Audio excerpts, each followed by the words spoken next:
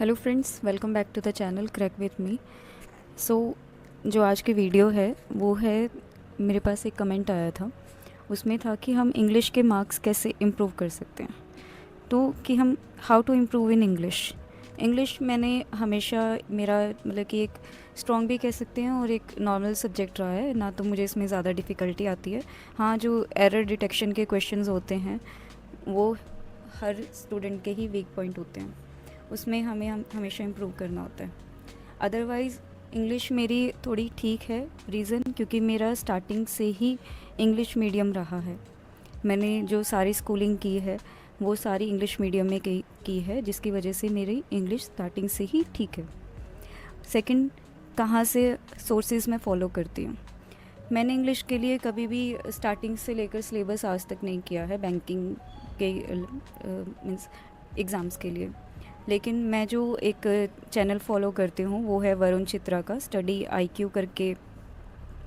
Varun Chitra sir का एक channel है स्टडी आईक्यू करके, तो उस चैनल को मैंने फॉलो करना स्टार्ट किया था आज से 1 साल पहले।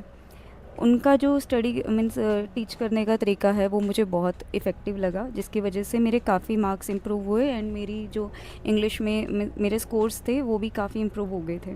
नेगेटिव मार्किंग मेरी काफ़ी कम हुई थी उनकी क्लासेस देख के। तो मैंने सिर्फ़ और सिर्फ उनका फ्री कोर्स ही हमेशा किया है, जो कि यूट्यूब पे ही है। आप स्टडी आईक्यू से सर्च करेंगे आपको वो चैनल मिल जाएगा। काफ़ी बच्चे आजकल उनके चैनल को फॉलो कर रहे हैं। एंड सेकंड थिंग, मैं सिर्फ मॉक लगाती हूँ और उनको एनालाइज़ करती हूँ। अभी मैं फ़िलहाल दो मतलब कि वेबसाइट्स हैं वहाँ से मॉक लगा रही हूँ। एक है टेक्स्ट बुक, दो नहीं है वैसे, 3 हैं। दूसरा है गाइडली एंड थर्ड इज़ लर्निंग नीति की जो न्यू टेस्ट सीरीज़ वाली वेबसाइट आई है वहाँ से, learningniti.in।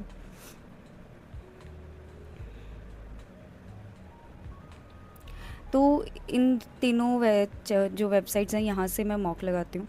और सबसे ज़्यादा ज़रूरी है कि इंग्लिश में खासकर कि जो हम मॉक लगा रहे हैं उसको एनालाइज़ करना। अगर हम इंग्लिश के मॉक को सिर्फ दे रहे हैं, सेक्शनल है या फिर फुल लेंथ मॉक है, उसको एनालाइज़ नहीं कर रहे हैं, तो इंग्लिश में उस चीज़ का कोई फ़ायदा नहीं होगा। हम वो ही मिस्टेक रिपीट करेंगे जो कि हम पहले हमारे जो एग्ज़ाम्स हुए हैं, मॉक दे रहे हैं, उसमें हम कर रहे हैं। तो अगर आप एनालाइज़ करोगे, आप देखोगे फर्स्ट या सेकंड में आपको नहीं समझ आएगा।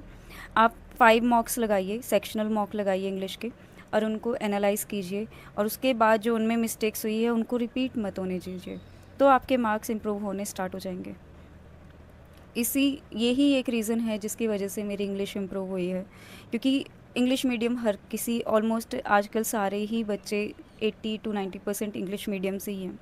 बट आज जो हमारा एज ग्रुप है, जो हमें गवर्नमेंट एग्ज़ाम्स की प्रिपरेशन करते हैं, तो हमारी उस लेवल की इंग्लिश नहीं रह गई है जो कि हम स्कूल टाइम में थे। तो सिर्फ़ और सिर्फ एक सबसे बड़ा पॉइंट है कि मॉक दो और उसको एनालाइज़ करो। और जो मैंने ये चैनल बताया है, इसमें आप जो भी आपका वीक पॉइंट है, एरर डिटेक्शन है, पैराग्राफ है, या कोई भी आपका जो एरिया है जो आपको लगता है कि आपका वीक एरिया है, उसकी क्लासेस देखो, तो आपको समझ आ जाएगा कि आप कहाँ वीक हो और कौन सा आपका स्ट्रेंथ वाला एरिया है। तो यही था कि ऐसे ही मैंने अपनी इंग्लिश इम्प्रूव की है, और आप भी, ये बहुत इजी है, इसमें कोई इतनी ज़्यादा डिफ़िकल्टी नहीं है, तो आप इसी से अपनी इंग्लिश इम्प्रूव कर सकते हो। अगर आपको ये वीडियो अच्छी लगी हो, आप प्लीज़ कमेंट ज़रूर कीजिएगा कि आपको कौन सा पार्ट अच्छा लगा। एंड अगर आप मेरे इस तरीके को फॉलो करते हैं तो आप मुझे ज़रूर बताइएगा कि आपके मार्क्स इम्प्रूव हुए कि नहीं हुए।